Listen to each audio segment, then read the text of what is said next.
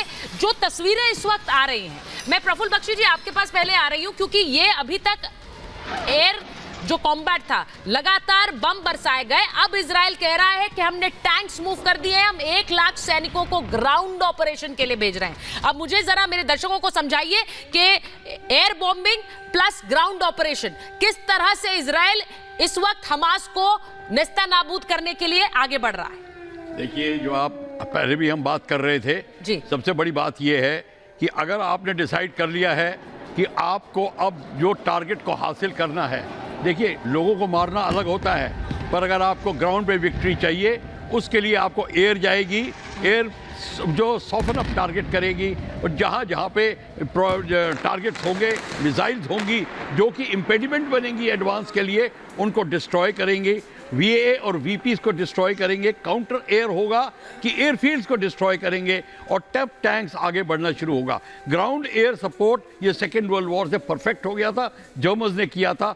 जब तक आप ग्राउंड और एयर कॉम्बिनेशन का से एडवांस नहीं करते तब तक आपकी जीत नहीं होती। Only air can never give you victory, it has to be the army on the ground to occupy the area geographically, तो so that you are strong on the negotiating table. Negotiating table पे आपकी जो स्थिति मजबूत तभी होगी जब ground आपके पास होगा। पर अब ये भी बात बता दूं मैं आपको, ये सिर्फ ग्राउंड से नहीं लड़ाई होगी, एयर से ही लड़ाई होगी, वो भी ठीक है। May be the other countries में गेट, अगर वो इन्वॉल्व होते हैं तो और लड़ाई ऊपर बढ़ सकती है। Other supporting countries can bring aircraft carriers, yes, can bring so many other things.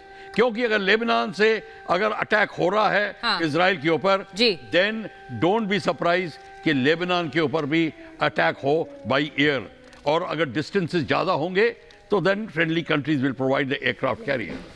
आप जो बात कह रहे हैं कि ये इस वक्त बाकी लोगों की तरफ से, बाकी देशों की तरफ से भी अगर मदद आती है, द वॉर कैन एस्केलेट, ये इस वक्त सबसे बड़ी संभावना नजर आ रही है। मैं एक बार जरा एक बड़ी खबर बता रही हूं, उसके बाद अपने मेहमानों के पास वापस जा रही हूं। उत्तरी इजराइल यानी नॉर्दर्न इजराइल में संदिग्ध आतंकी घुसे हैं। इजराइल ने लोगों को घरों में जाने के लिए कहा है। अब आपको याद होगा कि जब हमला हुआ था 7 तारीख को, तो कुछ इसी तरह से एक तरफ जमीन से भी घुसे, दूसरी तरफ से कैसे एक फेस्टिवल को उन्होंने टारगेट किया। एक बार फिर से नॉर्थ इजराइल में आतंकियों के घुसने की खबर आ रही है।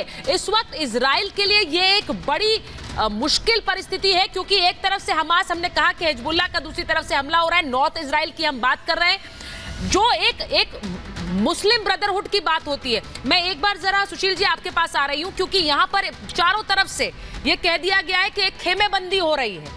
अब आज ईरान ने कह दिया अगर हमला होता है तो हम ही नहीं आएंगे, हमारे साथ साथ वहां लेबनान भी है, हमारे साथ साथ सीरिया भी है, हमारे साथ साथ इराक भी आएगा।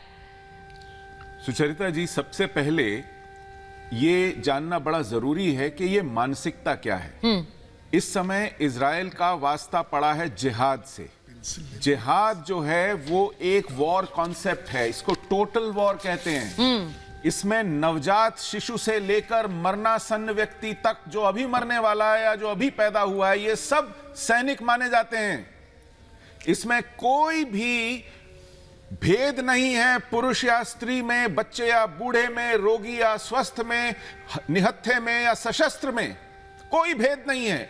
अगर आप जिहाद के साथ हैं तो आप जिहाद के सैनिक हैं, वरना आप वाजिबुल कत्ल हैं। चाहे आप ये कहें कि मेरा कोई लेना देना नहीं है, नहीं। तो ये वो कॉन्सेप्ट है। हम लोग मुंह बिचकाते हैं कि ये 25 साल की महिला के साथ क्या किया और ये 4 बरस के बच्चे के साथ क्या किया। वहां इसमें कोई परहेज नहीं है। इसमें नागरिक और सैनिक में कोई परहेज नहीं है।